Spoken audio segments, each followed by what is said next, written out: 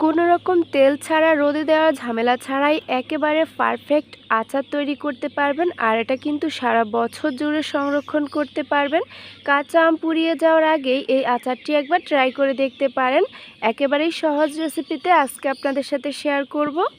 By the way, আসসালামু আলাইকুম everyone, welcome to Naba Islam kitchen. কী অবস্থা, সবাই কেমন আছেন? আশা করছি আল্লাহর রহমতে অনেক ভালো আছেন। আজকের রেসিপিটি অনেক সংক্ষেপে আপনাদের সাথে শেয়ার করছি। আশা করছি ভিডিওটি না টেনে সম্পূর্ণ দেখবেন। চলে যাচ্ছি মূল রেসিপিতে। প্রথমেই এখানে আমি হাফ কেজি আম নিয়েছি, আর দেখতেই পাচ্ছেন একেবারে কাঁচা কচকচে আমগুলো নিয়েছি। এখন একটা ফিলারের সাহায্যে আমি খোসাগুলো ছাড়িয়ে নিচ্ছি। আপনারা চাইলে দা কিংবা বটি কিংবা ছুরি, যেটা দিয়ে ইজি মনে হয় সেটা দিয়েই কিন্তু আপনার খোসাটা ছাড়িয়ে নিতে পারেন। আর এইভাবেই কিন্তু আমি সবগুলোর খোসা ছাড়িয়ে নিচ্ছি। আপনাদের বোঝানোর সুবিধার্থে আমি কয়েকটা কিন্তু আপনাদের সাথে দেখিয়ে দিচ্ছি। এই আমের নীল অংশটা যেন সম্পূর্ণ চলে যায়, তাহলে কিন্তু আমটা টক একটু কম হবে। এরকম করে এটা চিলি নিতে হবে। এখন আমি একটা বটির সাহায্যে এগুলো একটু কুচি করে নিচ্ছি। আমরা আলু ভাজি নর্মালি যেরকম কুচি করি তার থেকে একটু মোটা হবে। আপনারা চাইলে গ্রেটারের মোটা অংশ দিয়ে গ্রেট করে নিতে পারেন। তো আমি কিন্তু এটা বটি দিয়ে কুচি করে নিচ্ছি, আর এগুলোর ফিটনেসটা কেমন থাকবে সেটা আপনাদেরকে একটু দেখিয়ে দিচ্ছি। ফাইনালি দেখতেই পাচ্ছেন আমি কিন্তু আমগুলো এখানে কুচি করে নিয়েছি। এখানে আমি হাফ কেজি আম সবগুলো নেই নাই, এখানে কিন্তু আমি একটা আম রেখে দিয়েছিলাম। আর এখন আমি এখানে কিছু প্রসেসিং করব। পান খাওয়ার যে চুন আছে সেখান থেকে আমি এখানে 1 চা চামচ পরিমাণ নিয়েছি। আর এই চুনটা দিলে কিন্তু এই আচারটা একেবারেই গলে যাবে না, এটা একদম শক্ত শক্ত কোয়ালিটি থাকবে। এগুলো যেহেতু কচি আম, সেজন্য এটা একটু চুনটা ব্যবহার করতে হবে। আর এটা দিয়ে আমি কিন্তু 20 মিনিট ভিজিয়ে রেখেছিলাম। 20 মিনিট পর এটা আমি কয়েকবার পানি দিয়ে ধুয়ে একেবারে ক্লিন করে নিচ্ছি। অবশ্যই এই কাজটি 2 থেকে 3 বার করতে হবে। পানি দিয়ে এটা ভালো করে ধোয়া হয়ে গিয়েছে। এখন কিছু ইনগ্রেডিয়েন্টস এখানে অ্যাড করছি। এখানে আমি 1 কাপের মতো চিনি অ্যাড করেছি, ভিনেগার অ্যাড করে দিচ্ছি এখানে মোটামুটি 2.5 চা চামচ পরিমাণ। আর এটা দিয়ে কিন্তু আমি ম্যারিনেট করব 1 থেকে 1.5 ঘন্টা। এখানে ভিনেগারটা দেওয়ার কারণ হচ্ছে এটা দীর্ঘদিন পর্যন্ত সংরক্ষণ করতে সাহায্য করবে। এটা নষ্ট হবে না, কোনো রকম ব্যাড স্মেল থাকবে না, সেই জন্য।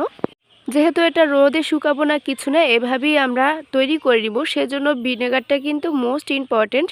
তো এটা আমি একটা সাইডে রেখে এবার আমি একটা স্পেশাল মশলা তৈরি করে নিয়েছি। তার জন্য আমার লাগছে কিছু ইনগ্রেডিয়েন্টস। এখানে 3 টুকরো দারুচিনি নিয়েছি, 3টি মাঝারি সাইজের এলাচ নিয়েছি, গোটা ধনিয়া নিলাম, 1 চা চামচ জিরা নিয়েছি, 1 চা চামচ, একটা তেজপাতা নিয়েছি মাঝারি সাইজের, মাঝখান থেকে ছিঁড়ে। এই মশলাটা কিন্তু আমি শুকনো পাতিলে একবারে টেলে নিব, চুলার আঁচটা মিডিয়াম টু লো ফ্লেমে রেখে। চিনি দিয়ে মেখে রাখা আমের কাছে চলে এসেছি মোটামুটি 1 ঘন্টা পর। দেখতেই পাচ্ছেন চিনি গলে গিয়ে কতটুকু পানি হয়েছে। আর এখানে কিন্তু আমি এক্সেস কোনো রকম পানি ব্যবহার করব না, এটা দিয়ে কিন্তু আচারটা আমি সম্পূর্ণ তৈরি করে নিব।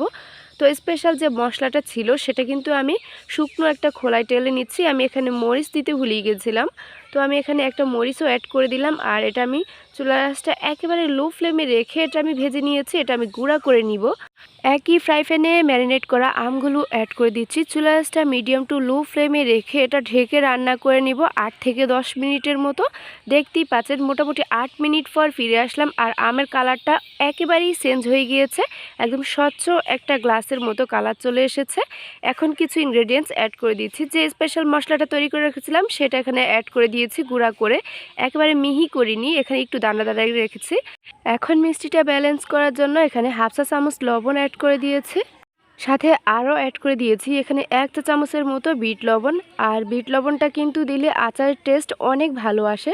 তো দেখতেই পাচ্ছেন অনেকটা পানি কিন্তু এখানে শুকিয়ে গিয়েছে, আর আমার আচারটা মোটামুটি 70% কাজ কমপ্লিট হয়ে গিয়েছে। এখন আর কোনো কাজ নেই, আমি আচারের যে পানিটা আছে সেটা শুধু টানিয়ে নিব।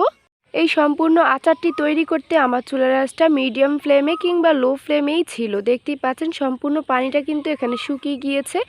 আচার বানানোর কাজ কমপ্লিট হয়ে গিয়েছে। এখন আমি এটা একটু পরিবেশন করে আপনাদের সাথে শেয়ার করছি। এই আচারটি দেখতেই পাচ্ছেন একটা আমও কিন্তু গলে যায়নি। এই আমগুলো খেয়াল করেছেন নিশ্চয়ই, কাটার সময় একেবারেই কিন্তু কচি ছিল। এই আচারটি তৈরি করতে প্রতিটি টিপস আপনারা ফলো করলে কিন্তু আপনাদের আচারটা একেবারেই পারফেক্ট হবে, রোদে দেওয়া ঝামেলা ছাড়া, কোনো রকম তেল ছাড়া পারফেক্ট আচার। ভিডিওটি ভালো লেগে থাকলে অবশ্যই একটি শেয়ার করে দিবেন। আল্লাহ হাফেজ।